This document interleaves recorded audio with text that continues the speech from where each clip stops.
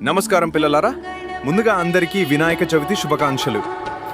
నేను మీ వినాయకుడిని. పండుగ గురించి మీరు వివరిస్తారు. ఈ వీడియోలో మనం వినాయక చవితి అంటే ఏమిటి, మరియు దానిని కనిపెట్టాంటో, మరియు దానిని ఎక్కడ జరుపుకుంటారు, మరియు ఎందుకు జరుపుకుంటారు, ఎలా జరుపుకుంటారు, వినాయక చవితి ప్రాముఖ్యత ఏమిటి, ఆ పండుగ ప్రాముఖ్యత ఏమిటి, వినాయకుడు భూమిపైకి ఎందుకు వచ్చాడు, పండుగ ఎక్కువగా జరుపుకునే చోట, గణేశునికి మనం ఏ నైవేద్యాలు సమర్పించాలి, లడ్డు వేలం మరియు అన్నదానం గురించి చర్చిస్తాం. చివరికి ఏ రోజున గణేష్ నదిలో నిమజ్జనమవుతాడు.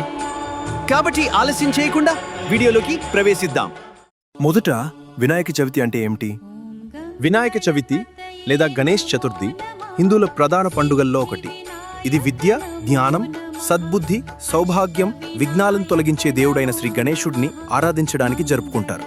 గణేష్ చతుర్థి ఎప్పుడు జరుపుకుంటారు? ఇది సాధారణంగా భాద్రపద మాసంలో ఆగస్టు సెప్టెంబర్ చంద్ర మాసానుసార వస్తుంది. తరువాత గణేష్ చతుర్థి ఎందుకు జరుపుకుంటారు? ఇది శ్రీ గణేశుడి జన్మదినం సందర్భంగా జరుపుకునే పండుగ. గణపతిని పూజించడం ద్వారా జ్ఞానం, విజయం, సౌభాగ్యం కలుగుతుందని నమ్మకం. గణేష్ చతుర్థి ఎలా జరుపుకుంటారు? ఇంట్లో లేదా మండపాల్లో గణపతి విగ్రహాలను ప్రతిష్ఠిస్తారు.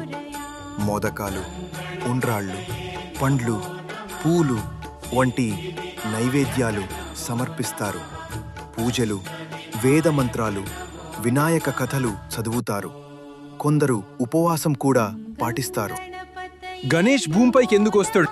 హిందూ సంప్రదాయంలో వినాయక చవితి రోజున శ్రీ గణేశుడు భూమికి అవతరించి తన భక్తుల ఇళ్లలో విగ్రహ రూపంలో నివసిస్తాడని విశ్వాసముంది. కారణాలు: నొమ్ముడి, విఘ్నాలను తొలగించడానికి.